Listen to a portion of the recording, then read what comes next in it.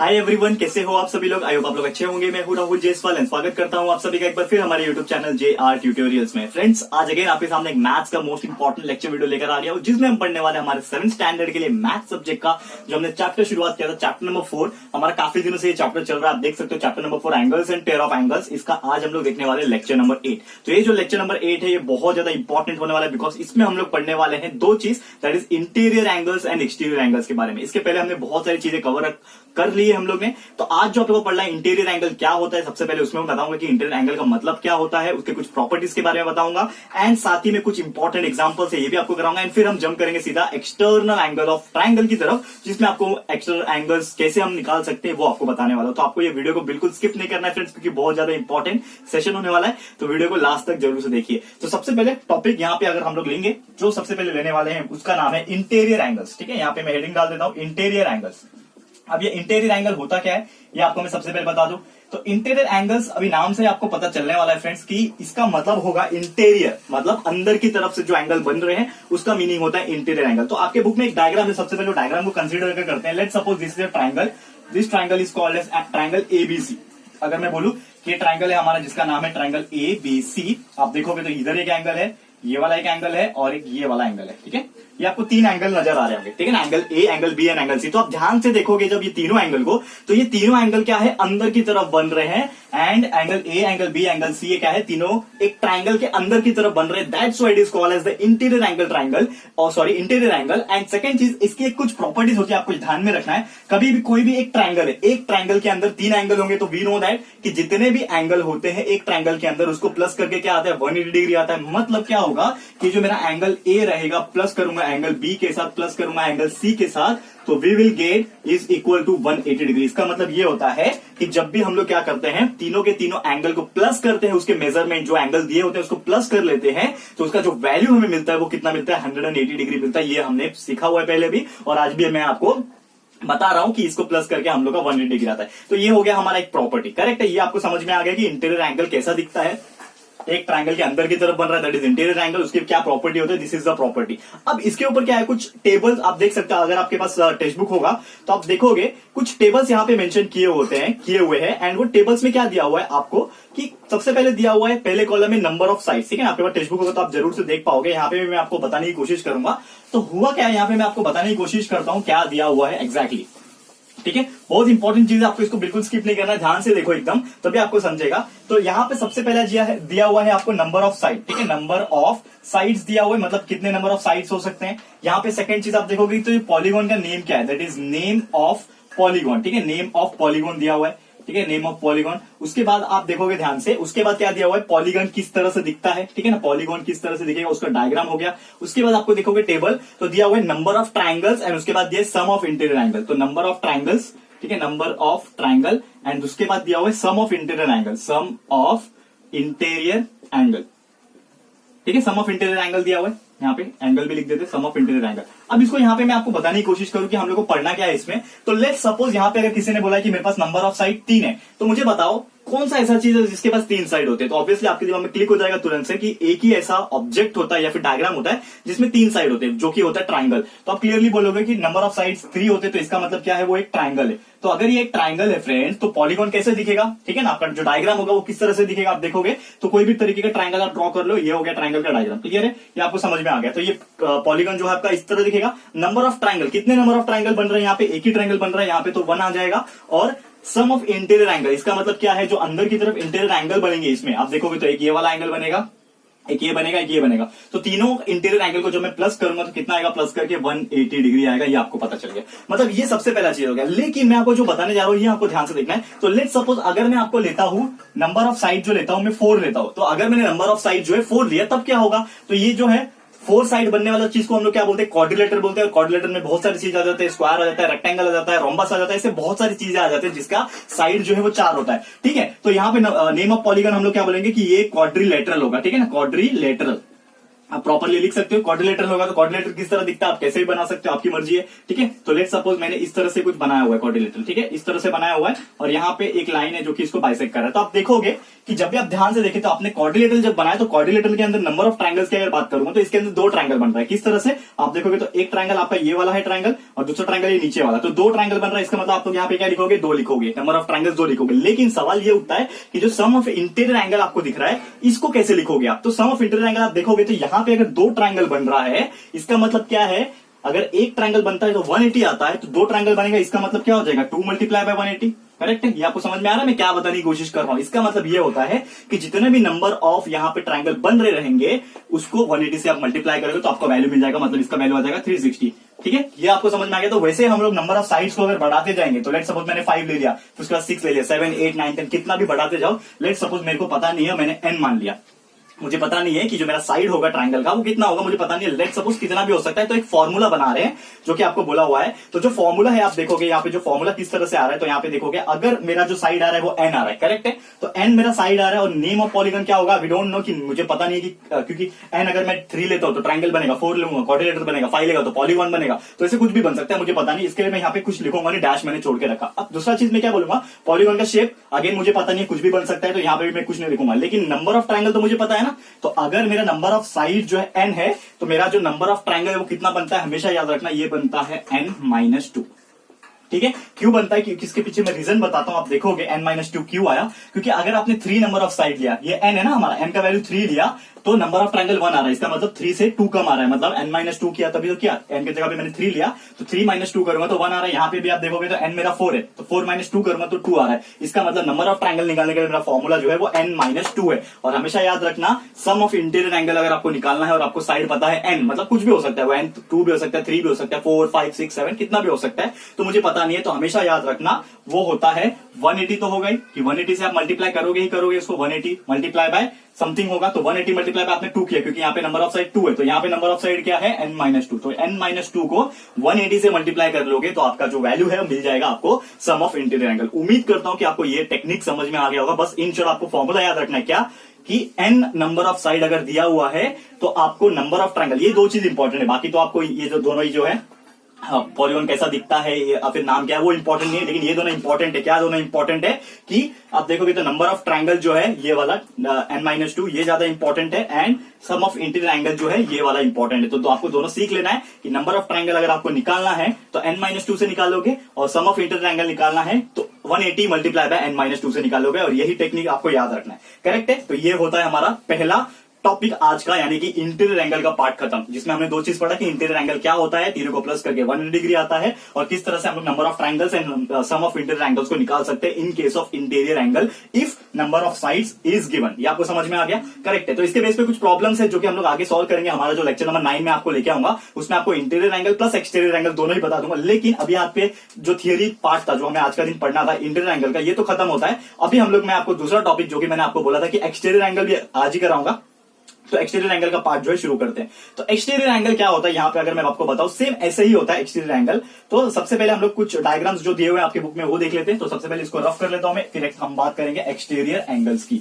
Okay, तो let's rough this fast, फिर फटाफट से हम लोग एक्सटीरियर एंगल क्या होता है और उसको किस तरह से निकालते हैं, या फिर उसका जो फॉर्मूला होता है वैल्यूज निकालने का वो किस तरह से होता है, वो हम लोग फटाफट से देख लेते हैं। ठीक है, तो यहाँ पे हम लोग को बस एक चीज चेंज करना पड़ेगा, एक्सटीरियर कर देना है इसको। इंटीरियर एंगल को हमने क्या बना दिया, एक्सटीरियर एंगल। ठीक है, एक्सटीरियर एंगल, करेक्ट है, ये हमारा नया हेडिंग है एक्सटीरियर एंगल। अब ये एक्सटीरियर एंगल क्या होता है, तो let's take here a diagram first. एक डायग्राम मैं आपके लिए ले रहा हूं यहाँ पे।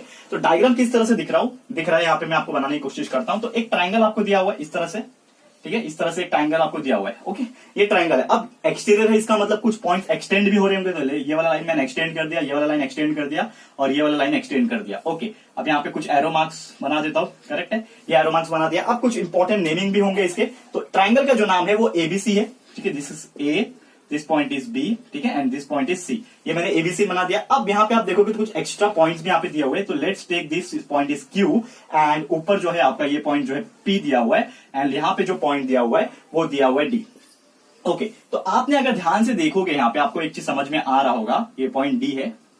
यहाँ पे आप ध्यान से आप देखोगे क्या समझ में आ रहा है आपको कि ABC is my triangle. Triangle name is what, ABC. My triangle name is ABC. और यहाँ पे कुछ आपको एक्सटीरियर पॉइंट नजर आ रहे होंगे, कुछ एक्सटीरियर एंगल्स आपको नजर आ रहे होंगे।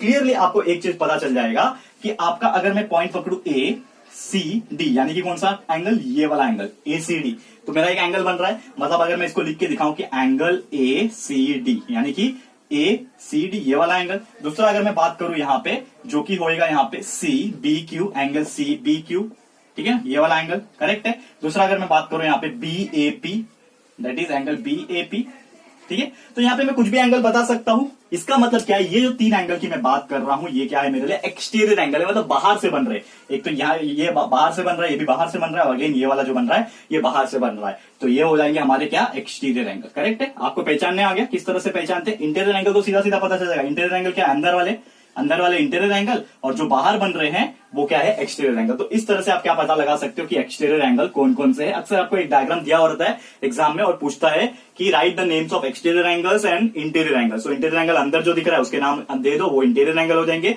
जो बाहर आपको नजर आ रहा है उसको नाम दे दो, वो हो जाएंगे एक्सटीरियर एंगल। क्लियर है, तो मुझे लगता है ये चीज आपको समझ में आ गया होगा, बहुत सिंपल है। अब यहाँ पे क्या दिया हुआ है, एक प्रॉपर्टी दिया है। एक्सटीरियर एंगल तो इंटीरियर एंगल आप लोग इजी निकाल सकते हो कि बाहर आपको कुछ भी दिख रहा है, एक ट्रायंगल के बाहर कुछ भी एंगल आपको नजर आ रहा है, that is the exterior angle. ये बस इतना याद रखना है। पर इसके ही बेस पे एक, मतलब ये चीजें तो समझ में आ गई आपको, लेकिन इसी के बेस पे क्या दिया हुआ है फ्रेंड्स, एक प्रॉपर्टी दिया हुआ है जिसका नाम है the property of exterior angle of a triangle. तो ये जो प्रॉपर्टी है exterior angle of a triangle की, ये क्या बोलता है यहाँ पे, इसको हम लोग देख लेते हैं। तो इसको मैं फटाफट से रफ कर लेता हूँ क्योंकि एक्सटीरियर एंगल का ही पार्ट है। तो एक प्रॉपर्टी हम लोग डिस्कस करेंगे और वो प्रॉपर्टी की हेल्प से हम लोग क्या करने वाले हैं, जो हमारा प्रैक्टिस सेट रहेगा ना उसको सॉल्व करेंगे। लेकिन प्रैक्टिस सेट को आज नहीं लेने वाला हूं, आज सिर्फ थियरी बता दूंगा एंड हमारा लेक्चर को आज स्टॉप कर देंगे। अगला जो लेक्चर आएगा, लेक्चर नंबर 9, उसमें मैं आपको जरूर से जो हमारा प्रैक्टिस सेट है फ्रेंड्स, उसको मैं सॉल्व करके बताने वाला। तो आपको बस ध्यान से देखते रहना है। सबसे पहले यहाँ पे जो मैं बताने जा रहा हूं आपको, ये चीज ध्यान से देखना, क्या नाम बोला मैंने, प्रॉपर्टीज ऑफ एक्सटीरियर एंगल। ठीक है, हेडिंग डाल देता हूं फटाफट की properties of exterior angle, properties of exterior. क्योंकि एक्सटीरियर एंगल हमने पढ़ तो लिया कि क्या होता है,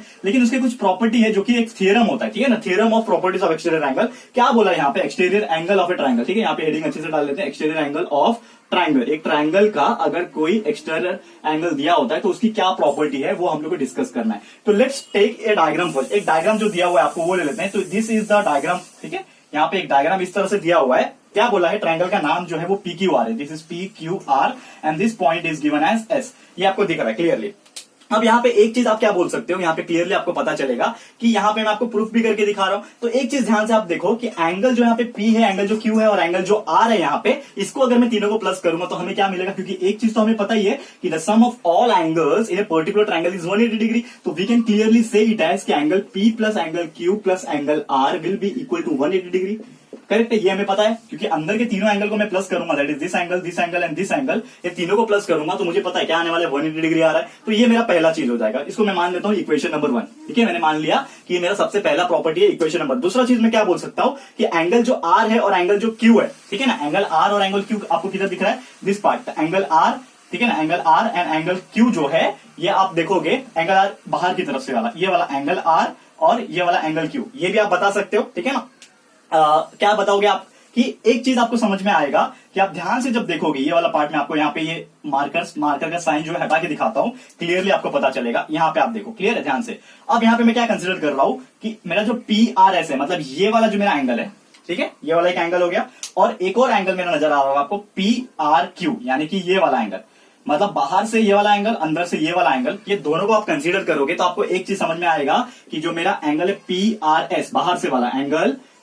PRS बाहर से वाला, और दूसरा जो एंगल है अंदर वाला PRQ, ये वाला अंदर वाला PRQ वाला जो एंगल है, ये दोनों क्या होंगे, कॉन्ग्रुएंट होंगे। क्यों कॉन्ग्रुएंट होंगे, या फिर आप सीधा बोलोगे, कॉन्ग्रुएंट नहीं बोल सकते, आप सीधा सीधा क्या बोलोगे कि एंगल PRS को मैं अंदर वाले PRQ से अगर मैं प्लस करूं, एंगल PRS से मैं अगर PRQ है, नॉट ऐसे, PRQ से अगर मैं प्लस करूं तो ये दोनों को भी प्लस करके मेरा क्या आएगा, 180 डिग्री आएगा। क्यों आएगा 180 डिग्री, क्योंकि ये दोनों क्या है, लीनियर पेयर में। आप रीजन लिख सकते हो कि बिकॉज ये दोनों एंगल जो है लीनियर पेयर बना रहे हैं। देखोगे आप ध्यान से, देखो ये दोनों क्या 180 डिग्री बनाएंगे ना, तो ये दोनों को प्लस करके यहाँ भी और यहाँ भी ये लीनियर पेयर बन रहे हैं, यहाँ पे लीनियर पेयर बन रहे हैं, तो ये दोनों को प्लस करके मेरा 180 डिग्री आएगा। करेक्ट है, ये चीज मुझे पता चल गया। अब मुझे एक चीज पता है कि यहाँ पे आप देखोगे जब ध्यान से कि दोनों के दोनों आप left hand side and right hand side दोनों कंपेयर करो कि दोनों को प्लस करके मेरा 180 डिग्री आ रहा है। इसका मतलब क्या है कि मैं दोनों को इक्वेट कर सकता हूं।